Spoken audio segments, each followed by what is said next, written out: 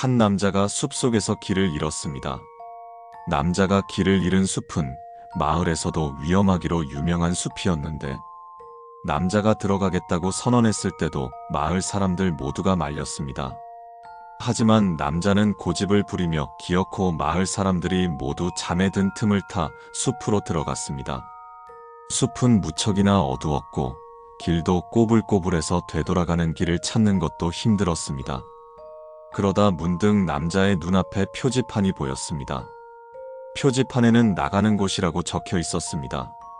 남자는 기쁜 마음에 표지판이 안내하는 방향을 따라 걸었습니다.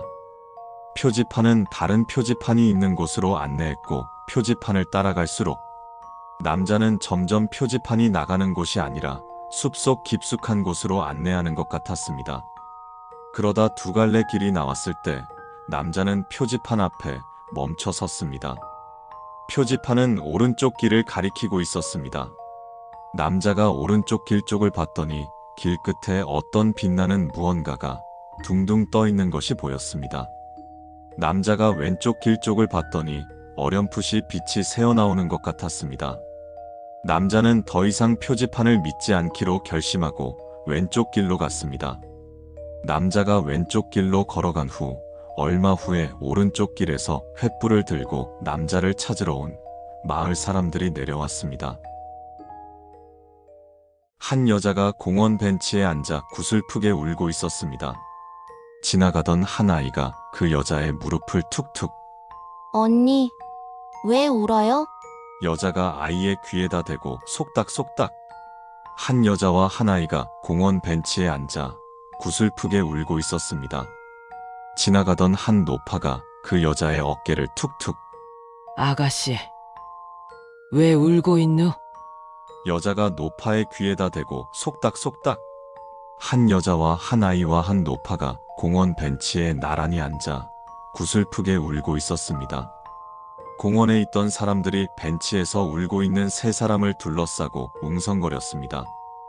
그때 갑자기 검은 갓을 쓴 남자 무리가 나타나 벤치를 둘러싸고 있는 사람들을 모두 데려갔습니다.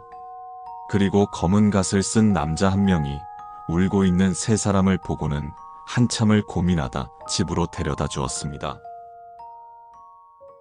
생명공학을 전공하는 남자가 오랜 시간에 걸쳐 혼자만의 힘으로 획기적인 혈청을 만들어냈습니다. 이 혈청을 투약하면 어떤 종류의 동물이라도 뇌세포의 극적인 증가와 발달이 촉진되어 인간과 상호작용이 가능해질 정도였습니다. 남자는 자신의 개발에 무척이나 감격했고 자신의 피실험체였던 돼지 한 마리와 기쁨을 나누었습니다. 돼지의 이름은 말이었습니다.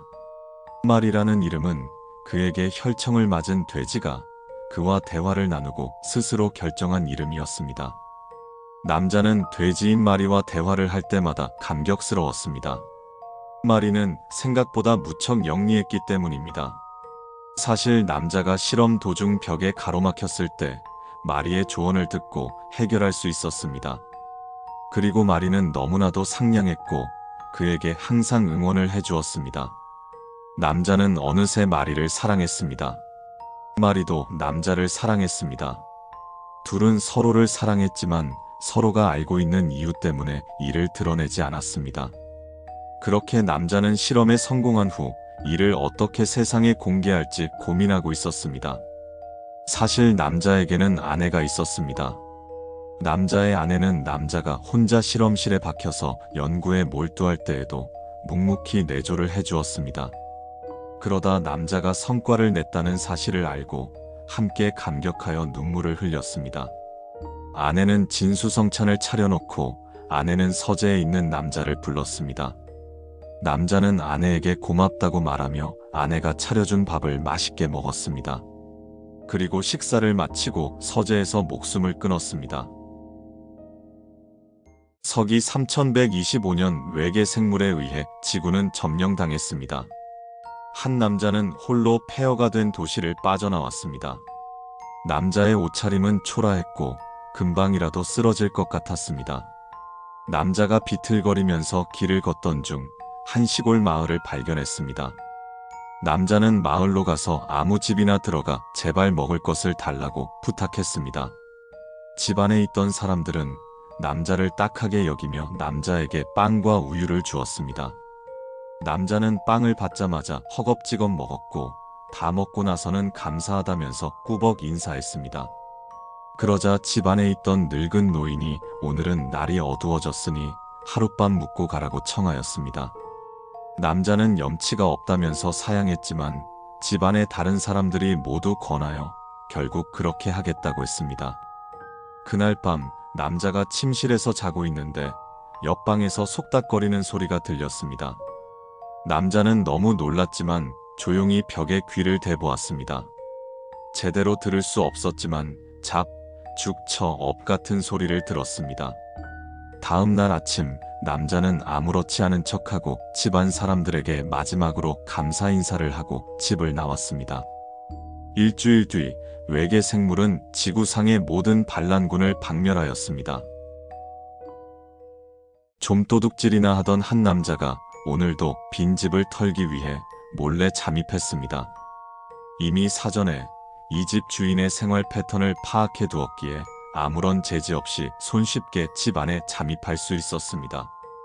남자는 미리 준비한 큰 가방에 각종 금은 보화나 귀중품을 쓸어 담았습니다.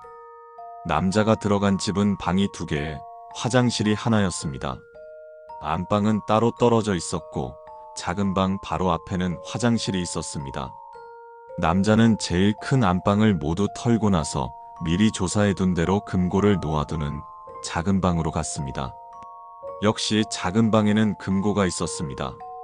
베테랑 좀도둑인 남자에게 금고 여는 건 식은 죽 먹기였습니다. 남자가 조심스럽게 금고를 열었는데 금고 안에 있는 것을 보고는 안방에서 가져온 금은 보화나 귀중품을 담은 가방을 금고 옆에 내려두었습니다. 그리고 불 꺼진 화장실로 들어가 문을 잠갔습니다.